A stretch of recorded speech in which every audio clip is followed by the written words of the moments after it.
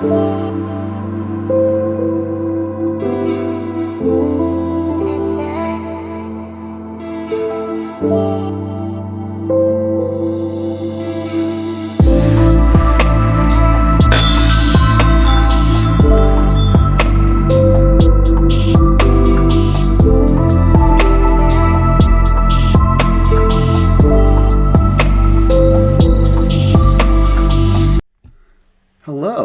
everybody on YouTube. It's been a long time. I bet you're surprised to see me back, but I'm back for a very good reason. So let me catch you up on kind of what's been going on a little bit here at BGcast in case you guys haven't been following my main show on Rumble and at Forbidden Knowledge Network. So back at the end of February, beginning of March, this channel received an 8-day ban for merely covering an article. So, due to freedom of speech restrictions, I decided to take my main podcast over to Rumble, and it is there I got picked up by Forbidden Knowledge Network, by Mr. Chris Matthew. I'm really grateful to be part of such a cool network. And, you know, I've been really working on that, but now I finally have time to address the YouTube channel.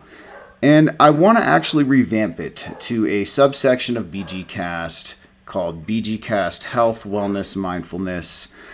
As a lot of you who follow my main show, you guys know how passionate I am about health and fitness and mindfulness when it comes to the Great Awakening.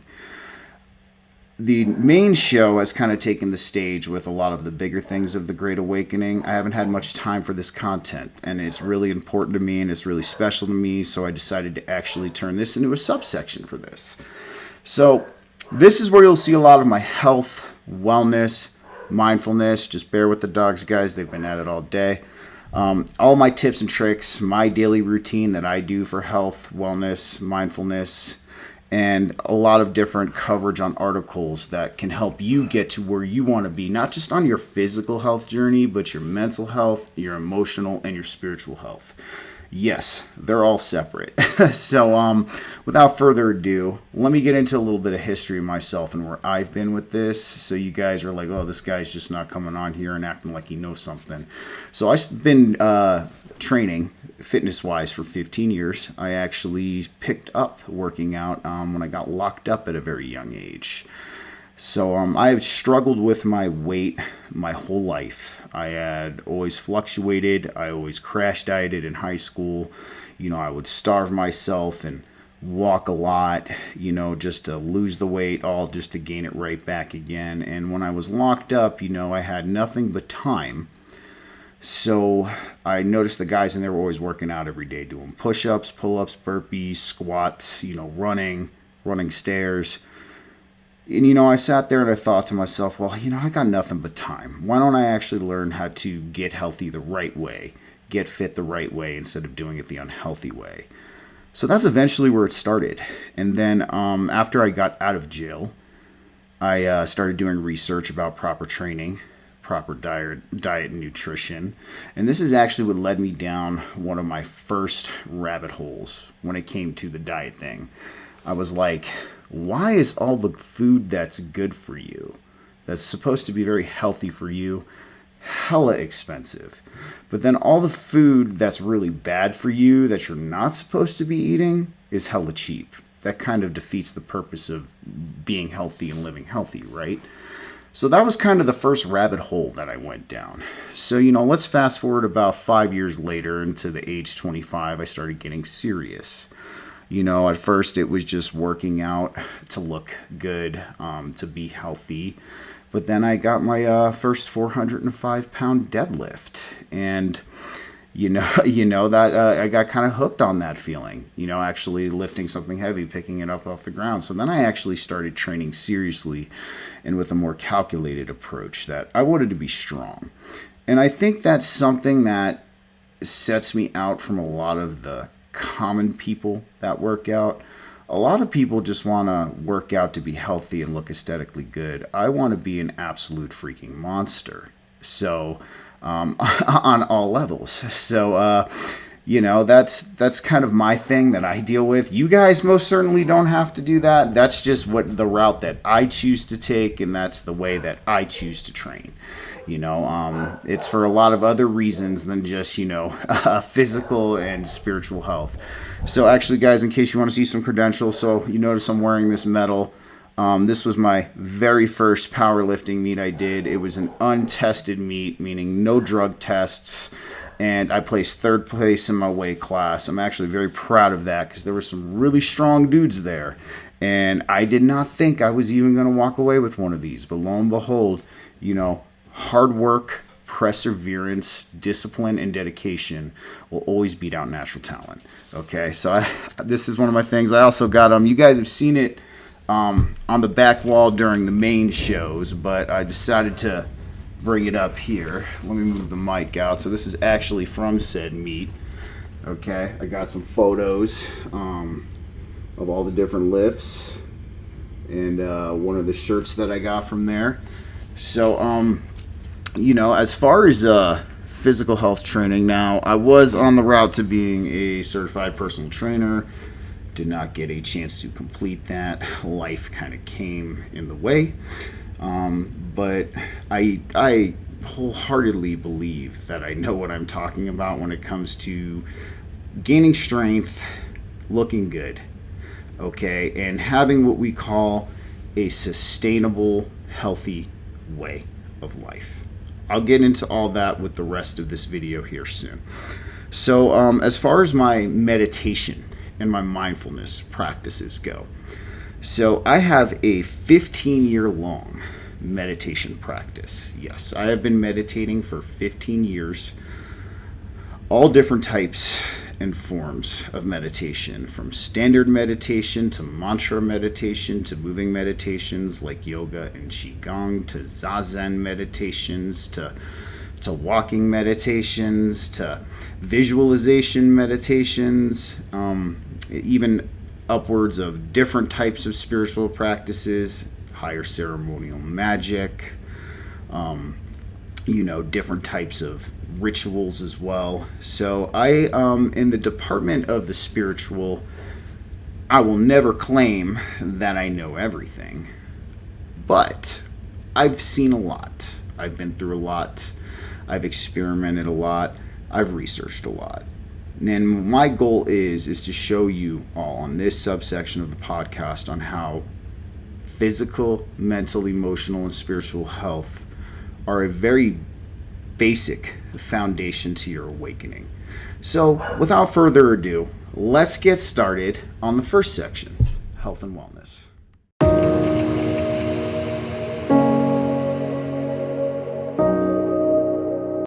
All right, guys, so health and wellness. So I know quite a few of you who have been on your journey for quite some time, your spiritual path, your spiritual awakening. You're no stranger to health and wellness. A lot of you already have profoundly healthy, disciplined lifestyles.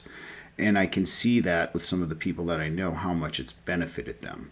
So I think really who I'm talking to in this situation is, I know there's quite a few people on our side of the field who are still kind of dragging their feet to this realization. And this is what this message is for, and this is for y'all, okay? And now, even according to the mainstream, okay, because I have some mainstream sources coming up here. Well, look at Steve here. I have some mainstream sources. It is no secret that improving your physical health, exercising, eating a well-balanced and healthy diet does not only wonders for your physical health, but your mental, emotional, and spiritual health. Just by intaking healthier foods, organic whole foods, more fruits and vegetables, things like that, you're intaking better food information, okay? And I don't think a lot of people have called it that. I know a few in this movement who call the intake of food intaking information, okay? But what you want to do is you want to take in the most high quality information, okay? We're talking, if you can help it, find organic, free-range, grass-fed meats, okay? Organic vegetables, all right, organic grains, okay? I stress organic because right now with the pH of the soil and all the pollution going on, There's different things happening with some of the non-organic plants, and plus a lot of the non-organic plants are grown in monocultures, which is not natural. Never in nature back thousands of years ago did you see freaking acres of corn and only corn. Okay, so that causes issues in and of itself. But I stress organic, and guys, I know for some of you people who have families out there and who have a lot of mouths to feed, buying organic can be expensive. I know that. So here's some options for you. Find your local farmers market. Okay, I know about every town out there that I know of has some kind of local farmers market. Okay, same thing with a raw dairy farmer and a free range egg farmer. Okay, a lot of different places have this. Some actually have shares where you could buy and have it delivered to you. Okay, but I stress organic right now. Okay, because the toxicity level in the commercially grown foods, all right, is getting to a not so great point. So I will set you up with some success on low budget options. I said farmers market, there's a few more for that, but let's get into some of the articles here for, health and mental well-being. So as you guys are going to see that I have here a couple of mainstream sources. I will put these in the video link down below. Okay, so we got health.gov. Physical activity is good for the mind and the body. All right. Yes, I'm using this website. Don't judge me. Everyone has their own way to recharge their sense of well-being. Something that makes them feel good physically, emotionally, and spiritually, even if they aren't consciously aware of it. Personally, I know that a few things can improve my day as quickly as a walk around the block, or even just getting up from my desk and doing some push-ups. A hike through the woods is ideal when I can make it happen, but that's me.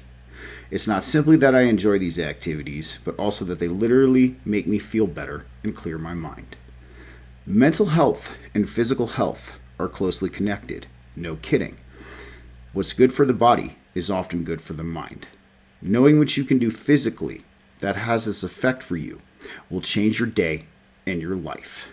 Okay, so even just going off the first couple of paragraphs of this article, guys, I mean, like I said, this is no stranger.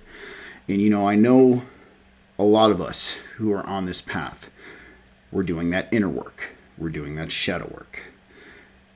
A lot of that can be done during exercise, believe it or not. In fact, I have found that during a good cardio session or during a good lift session, I'm more introspective. I'm more insightful.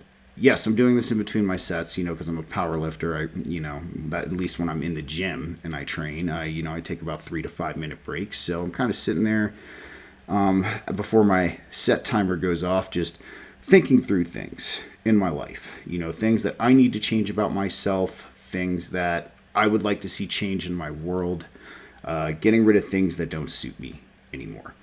Okay, so even just exercise alone can help you through your inner work, because all of us know that a lot of our inner work also sometimes has to deal with the self-image we have of ourselves.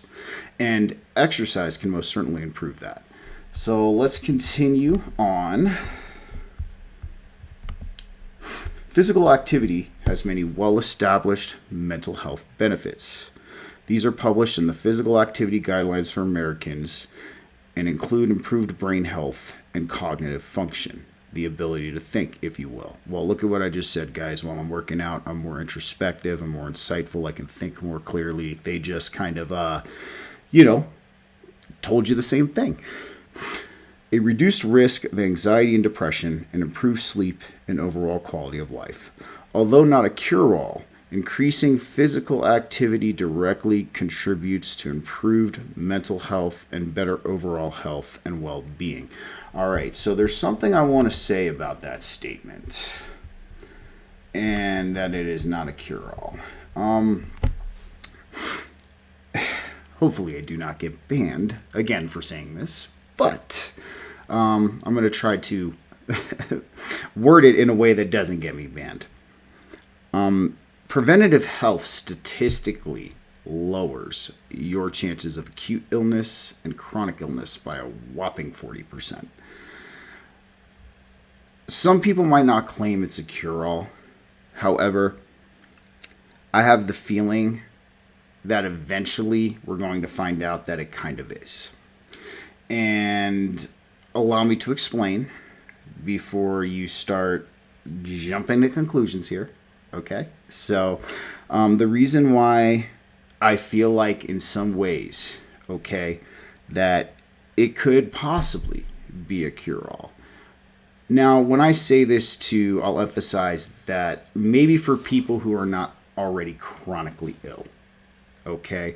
Although we have seen preventative health, healthy diet, and exercise assist, make better, and even in some cases put into remission those who have been chronically ill.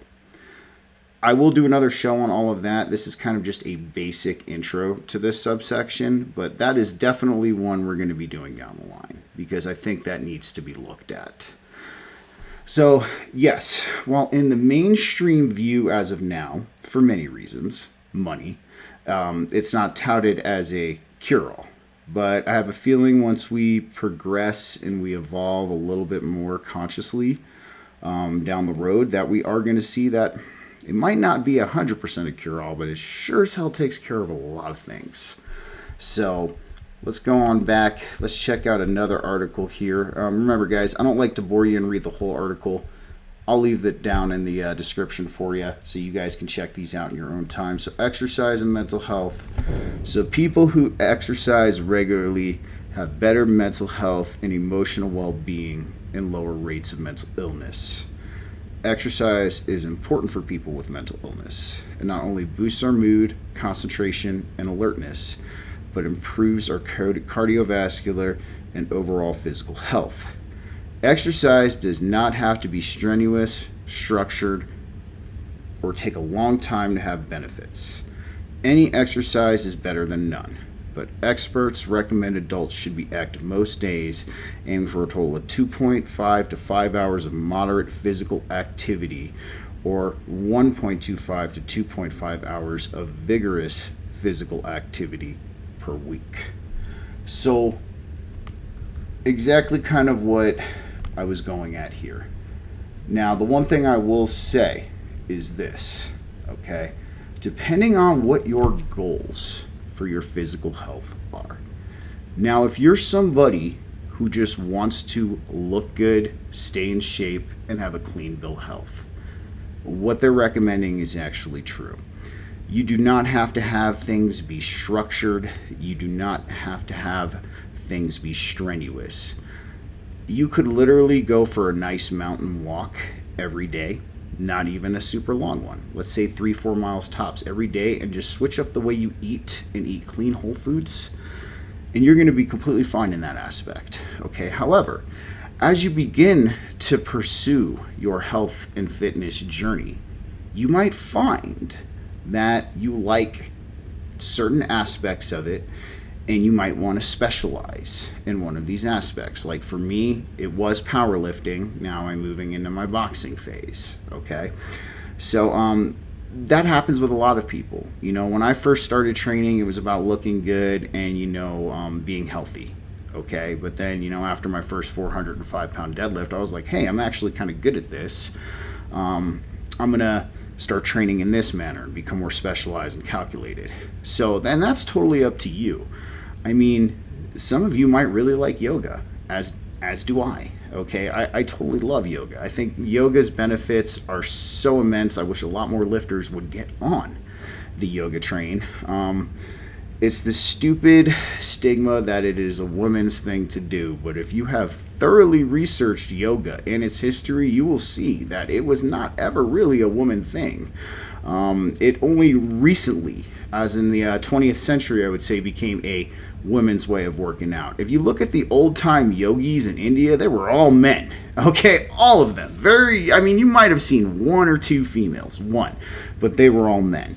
So even yoga would be something specialized you could go into. And the benefits of yoga, too, is that it actually adds to your spiritual practice. So that's also something to think of. So, well, yes, I do agree with this sentiment that if you are really just trying to look good, be healthy, and feel better about yourself, you do not need to do strenuous exercise. Moderate would be probably the best prescription for that. However, as you train and as you get stronger and as you look better, you might find there are different aspects of training that you like. And then that's when you start to dial it up and do more specific work, more volume, and more skill work to get better at actually what you're doing. So let's go back to the article again here. So we all know how important exercise is for keeping us physically healthy. But did you know that exercise can also help keep you mentally healthy? Research shows that people who exercise regularly have better mental health and emotional well-being and lower rates of mental illness. So I mean, in kind of a lot of ways, this is just hammering home the point that I've not only made on my main podcast, but then I'm going to make here now. Having a healthy lifestyle, having a healthy diet is not only going to do wonders for your body. So on my main show, what we talk about a lot, right, is your body vibrates. It's a frequency. You know, you guys have heard me talk about cymatics, on how sounds make these beautiful geometry.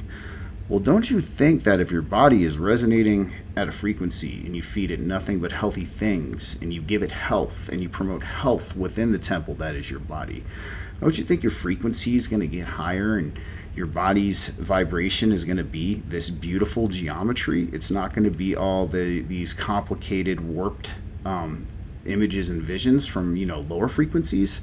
So this is how important physical health is to the spiritual path, the awakening, and everything that it has to do with that.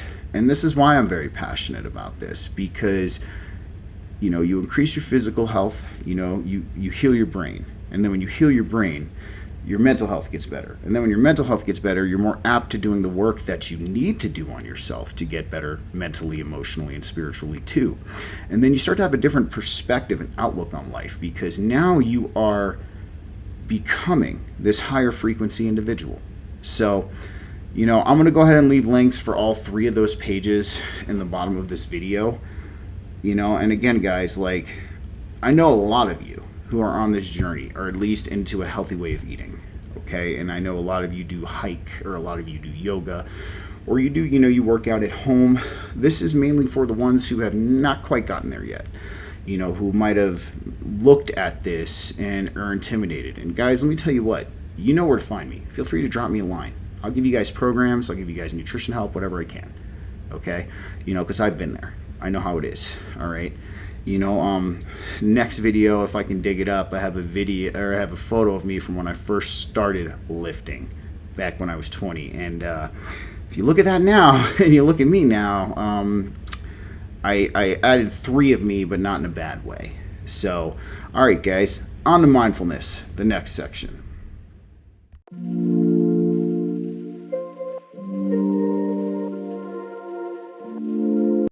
All right, mindfulness. Had to take the metal off. Sorry about that, guys. So mindfulness. What exactly is mindfulness?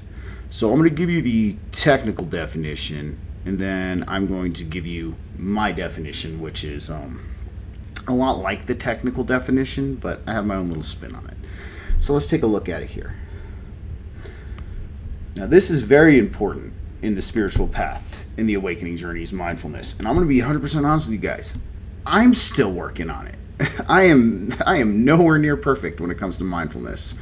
I have my good days, and I still have my bad days, but each of us are a work in progress. I do not get discouraged. I do not get disgruntled on my off days. I realize that I have things going on, not only in my life, but, inside of me that I'm still working on.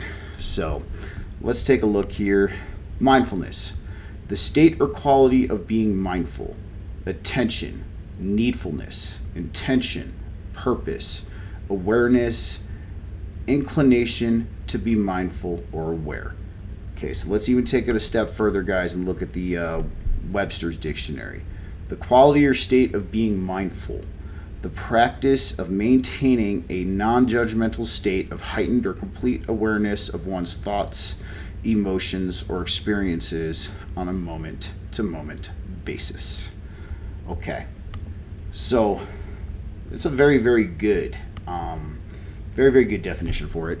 One thing I like to add is mindfulness is being attentive and focused on the present moment. Okay. In a lot of ways, all right, and don't get discouraged when I say this, because I'm going to tell each and every one of you, even though I've been at it for 15 years, I still have a hell of a lot of work to do. Okay, so don't get discouraged when I say this. A lot of times, mindfulness is almost as if you are bringing the state of meditation out of meditating into your everyday world.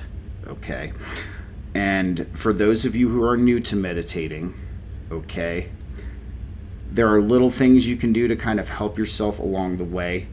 Do not we're even going to do a whole video on meditation. Don't even sweat that. So don't stress yourself in this endeavor. Okay, you're going to find there's people around you who pick this up very quickly, and then you're going to find out there's people around you who it takes time. All right, that doesn't mean you're lagging behind or you're not as good or you're not where you need to be. Okay, in fact, you might be exactly where you need to be for you. And just always remember that.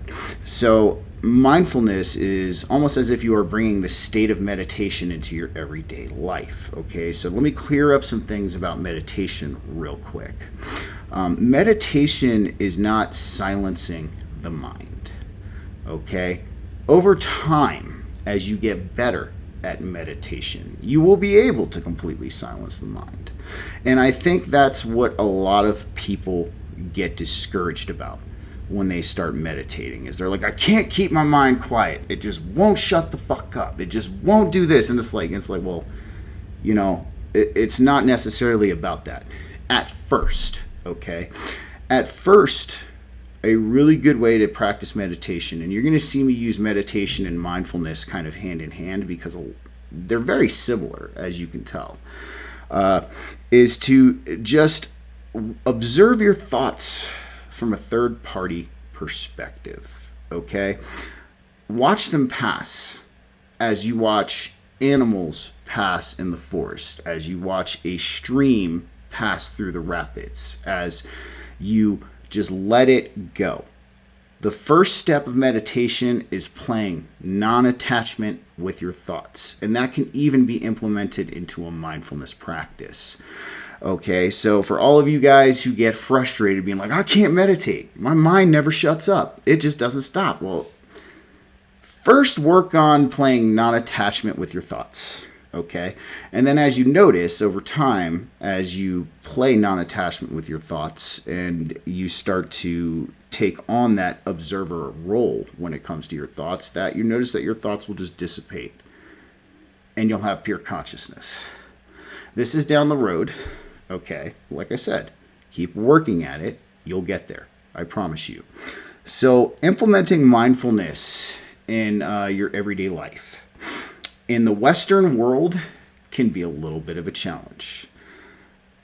The reason why I say that is it's because of the Western way, or the way our Western lives are structured and are built.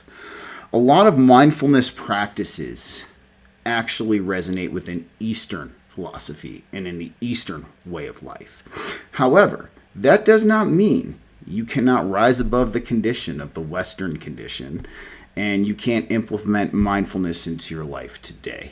All right. And a lot of that really is focusing on the present moment, slowing down your breathing, being attentive to your breathing during the day. Okay. Playing that observer effect with the thoughts that do not serve you, okay? Instead of worrying where you're going, focus on the process of going. I know.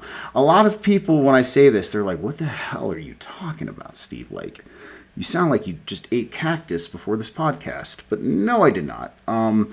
It takes practice. You guys, it does. All right. And especially in a world where we have a lot of stress, rigorous work schedules. Okay, this can still be done. All right. And you can even implement it in small levels. in your life. So like, how about this? Like, I'll even meet you guys halfway. Let's say you have an hour, okay, before you need to leave for work. All right, and you need to leave an hour from this time, not any less or any more. Okay, and you make that hour the time that you are mindful. Okay, and that you practice that mindfulness. And then as you get really good at that hour, then you're like, all right, let's maybe add another 30 minutes to that, or 15, or this, or maybe you can split it half and half. Baby steps go a really long way. Okay, and I think, because I'm that kind of person too, like I want to go from step 1 to step 10. I've already seen steps 2 through 9. I don't need to do that. I'm going to box jump to the top of that stair and move forward. However, okay, I have become a little bit wiser throughout the years and realized that those very small steps really do count and really do make a difference, and they do add up over time. Okay, so what I would try to do is start even with just 10 minutes a day if an hour is too much. These 10 minutes I'm going to be attentive to the present. Okay, and this is just merely how it begins. Okay, mindfulness does come hand in hand with a meditation practice, although it must be worked on in its own right, as opposed to meditation. You cannot just get good at meditation and expect to, by default, be good at mindfulness. It will help. It will push you a little bit further, as if you were just practicing mindfulness alone.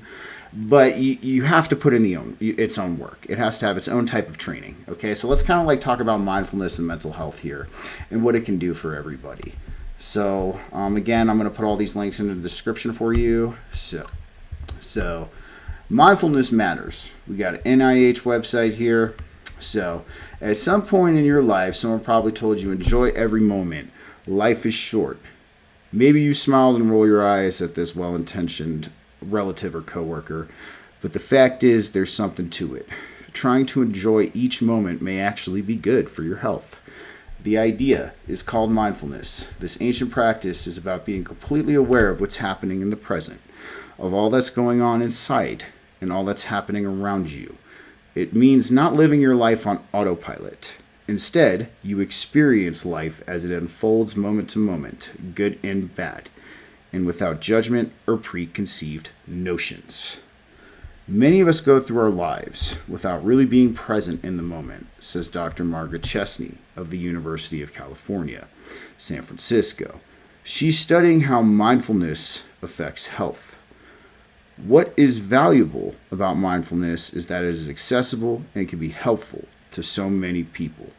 Studies suggest that mindfulness practices may help people manage stress, cope better with serious illness, and reduce anxiety and depression. Many people who practice mindfulness report an increased ability to relax, a greater enthusiasm for life, and improved self-esteem. So as you guys can see, even mindfulness helps with that shadow work and that inner work, improving that self-esteem. So, it is, and I think that's going to be, that even might be a main show episode, Western life, okay? Or even on here, it might even be on this, but Western life, okay, Western civilization as opposed to Eastern, at least in my opinion, is structured and set up in a way to stop you from achieving this. That doesn't mean you cannot rise above your condition, though. That doesn't mean there aren't ways to still be mindful in a Western world. And on this channel especially, you guys are going to see me go over the differences between the Eastern and the Western world when it comes to a lot of things. So you can rise above your condition, okay, and you can do it with those baby steps, all right? Work capacity increases by work itself, okay? So even by just doing mindfulness to your day or adding mindfulness to your day for 10 minutes, okay, over time, you will find ways to expand upon that. And then maybe even over more time, you'll start to figure out ways to keep that state of mindfulness even in your most stressful days, okay? And even in your most intensive moments. And I know that sounds like a long shot, okay? And a lot of people are probably looking at me like, Steve, how the hell can I be in the present when I have to be thinking 10 steps ahead of the game during my day? Well, welcome to my world, because I'm an electrician, and I have to be thinking 10 steps ahead of the game. But you can be in the moment with each and every one of those steps. Yes, you can. Yep. And you can pull yourself in and really take in each and every single one of those steps you have to do. And I think you'll see when you actually manage to do this, your perception of time is going to alter. Yes, your own subjective perception of time is going to alter. And you're going to feel like you have more time to accomplish these steps. And you're going to feel more time. Because why? Because energy goes where the mind flows. And if you're focusing on the present moment, all right, the present moment is going to slow down. It's simple, huh? I know. A lot of different traditions make this seem like it's a lot harder than it is. And don't get me wrong, I'm not saying it's easy, but it's not complicated, And that's kind of what I do, especially like if I'm going to do like a service change or a gear change or something like that. Like, and in each and every single step, I just bring myself into the moment with pure attentiveness. And then I know once I complete that step, it's time for the next. And the same thing follows. So I know some of you guys who have busy fucking lives out there. I know a lot of us do. And, I know a lot of parents who have a lot of kids, a lot of things they got to take care of. All right. This practice can still be implemented. Just in your case, it has to be done on a smaller scale. And then once we keep bending that tolerance to that smaller scale of mindfulness, we will stretch it and stretch it and stretch it and stretch it till, hey, look, you just held a mindful mind state your whole day. Congratulations. You did a great job. All right. So second article, and then we're going to kind of just finish this off because this is an introductory episode for this. And then we'll get into the days a month I'll be doing this. This one most likely will not be in a live stream format. This will be pre-recorded. So let's go ahead and pull up the next article.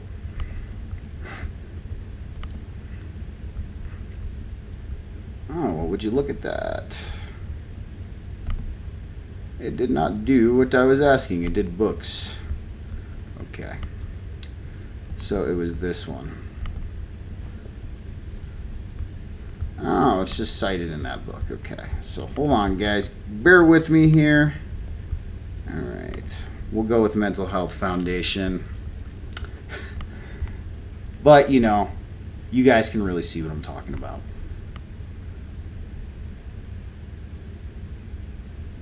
Well, the government defines well-being. Okay, we're going to replace government with me. I define well-being as a positive physical, social, and mental state. For our purposes, we are focusing on mental well-being. The mental well-being does not have a single universal definition, but it does encompass factors such as the ability to deal with ups and downs of life, such as coping with challenges and making the most of opportunities. The sense of feeling good about ourselves and being able to function well individually or in relationships, the feeling of connection to our community and our surroundings, having control and freedom over our lives, having a sense of purpose and feeling valued. Of course, mental well-being does not mean being happy all the time, and it does not mean you won't experience negative or painful emotions such as grief, loss, or failure, which are part of normal life. However, whatever your age, mindfulness can help you lead a mentally healthier life and improve your well-being. Okay, so we already kind of got into that. So honestly, guys, you get the drift. I think I explained it pretty well, and I think the first couple of articles I showed you guys on it definitely explained it very well. So what I'm going to do to sum up today's little health cast, okay, health, wellness, and mindfulness cast, is this. All of you who are not only on your spiritual journeys, okay, even people in general should be practicing physical health, mental health, emotional health, and spiritual health, okay? These are the most underrated things in our society today. And I'm glad it's becoming more of a topic that is being brought to the forefront. It still is not in the front seat, though. And I see that based on an observation effect, not me being cynical about the situation.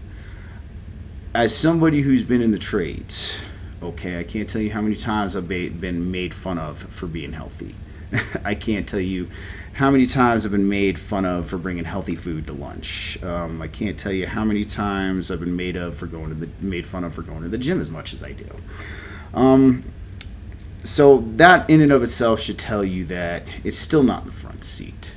However, I do think in the next 10 to 15 years, we're going to see it take more of a front seat. Just like I said, as of right now, it says it's not a cure-all. But I believe down the road, as more people like you and I move forward, not only on our spiritual journeys, but our journeys for the health of our bodies, the temple that our spirit resides in during this temporary human ride, okay, will start to become more noticeable and will start to become more mainstream. And I really look forward to that day. As far as a lot of my brothers and sisters on the spiritual awakening side who have not necessarily reached your health goals as far as your physical health goals go yet, I'm telling you guys, it's time. Okay? It's time to start exploring this. And I'm telling you from a man who has been spiritual his whole life, but didn't really get on the health and fitness kick till I was about 20 years old. It changed my spiritual journey, my inner work, okay, my shadow work, everything on such an exponential level. It gave me the tools to carve out the Steve that I wanted to be. Okay, and that Steve still needs a lot of work, man. I still need a lot of work. Although I'm out of the sledgehammer phase and I've moved on to the fine chisel and hammer phase of this Steve. So, it made all of that, and it amplified all of that. It helped propel me so much farther, okay, on my journey. So that would be my thing that I want to leave those of you, those who are on your spiritual awakening journey and on your path, who have not grazed the physical health spectrum of it yet. I highly recommend you do. Okay, and you don't have to want to be an absolute monster like I do, okay? I have my own goals, my own reasons for why I train the way I do and why I do what I do, okay? Like I said, you don't have to do what I do. You can just go take a walk for 5 days a week, 3-mile walk through the mountains, be out in nature, have a good time, bring your dog, okay? Just switch up what you eat. Have healthier whole foods. Focus on proteins, okay? Focus on nutrient-dense foods. These are literally the only 2 things you have to do to begin a health journey. You don't have to go to the gym, all right? You don't have to, start doing strongman or CrossFit. You don't have to do any of that. It's just as simple as being outside, enjoying yourself, and changing the way you eat, okay? As far as mindfulness goes, all right, I think that is an important practice that everybody should be implementing into their lives, okay? Whether you have the experience, the know-how, and the knowledge to implement it on your life in a large scale, or if you are merely starting out and only have that 10 minutes I talked about, because your day is fucking nuts. I get it. Okay, it's all good. So, I do think this is something we all should implement, because if we can implement, I can guarantee you guys the quality of our lives is going to improve, the quality of our mental, emotional, and spiritual health is going to improve, okay? And, I'm going to give you guys a couple of tips, okay, and a couple of tidbits real quick, not only just for mindfulness, but inexpensive organic whole foods, okay, that you can find in certain places. Now, so as far as for the foods, okay, I'm on the lucky side. I live in Colorado, and we have a lot of organic farms throughout Colorado, all of very close distance. So organic food for me here is a matter of cents as opposed to dollars. So it's not a big deal for me to get all organic stuff at a relatively somewhat decent price. For those of you who do not have a lot of organic farms by you, okay, or you're not in cow country or high country or anything like that, I'd implement you to check out places like Costco and Aldi. Okay, Costco does a lot of really good bulk organic whole foods. They have good grass-fed ground beef. I think it's like $16 for 4 pounds. You ain't gonna really get that at any other store. Same thing with their chickens, their fish, all of that. So if you're looking to feed a lot of mouths, okay, and budget is a really big thing on your healthy lifestyle, because it's not just you who's trying to eat healthy, but you're trying to get your whole family on board, okay? Costco or Aldi are going to be probably some of your two best bets as it goes for inexpensive organic whole foods. And like I said in the beginning, find yourself a farmer's market, guys. It's the time of year, okay? There's a lot of either neighborhood or community farmers markets going on with local growers from all the area, and this is your actual chance too to support real capitalism, not the fake crony capitalism everybody thinks is real capitalism that we participate here in America. So this is your chance to actually contribute to real capitalism by going to these farmers markets and purchasing from your local farmers. And as far as things like dairy and eggs, there's a lot of raw dairy farms that are out now that are more stepping out. A lot of them offer shares that can allow you to get things like raw milk, which I highly recommend. It is insanely nutritious. If you can get a hold of some of the raw colostrum too, that is also insanely nutritious, and it tastes like sweet cream. Some real cage or free range, cage free eggs. And here's a good tip for you guys too. If you want to know if the egg is truly a good egg, look at the color of the yolk. Okay, if you have like a dark orange, or a blood orange color yolk, that's a good egg. That chicken ate what it was supposed to eat the entire time it was being raised or it was out in the wild, okay? So always look for those eggs with those blood orange yolks, because chickens are supposed to eat bugs, guys. Chickens are not vegetarians. And when I see they fed these chickens corn, the poor chickens, God damn the poor chickens. They were not ready for that. Okay, but those are my inexpensive organic food spots you can hit up to actually kind of fortify your diet a little bit, get it more on where it needs to be. Now, there are certain things that you can buy that are non-organic right now. I'll leave a list in the description of this video also. They're not horrible non-organic. However, I get it. In the system we're in, where we are still slaves to the false fiat currency god, money does apply to our survival and what we have to do. So honestly, at that point, guys, you can get bulk rice. You can get bulk organic rice for really expensive, bulk organic dried beans. Okay, a lot of grocery stores offer wild caught tuna in the freezer section for like $5 a tuna steak. There's a lot of ways you can eat organically without spending an arm and a leg. It just takes a little bit of research, takes a little bit of know-how, okay? And then if worse comes to worse and you can't absolutely afford anything organic at all, go for pesticide-free. Try to find things that have not been genetically modified. Try to find beef that's not been treated with hormones or antibiotics, or animals that have been treated with hormones or antibiotics, okay, as your very last resort. Okay, so as far as what to do to start training, okay, it's as simple as going for a walk. Even if you don't walk a lot, walk a quarter mile a day. Start with that for the first week. And then if you feel yourself getting used to that and that's not as hard anymore, then start with a half mile for that week. And then just keep slowly adding, guys. If there's one thing about fitness in terms of sustainability, when it comes to health, fitness, and wellness in terms of sustainability, sometimes the tortoise wins the race.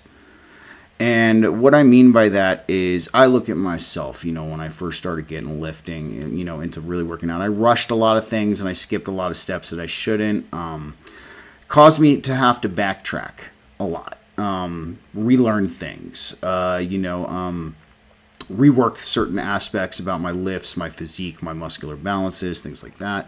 Okay. So the number one thing I would encourage you guys is definitely push yourself, okay, as much as you can, all right?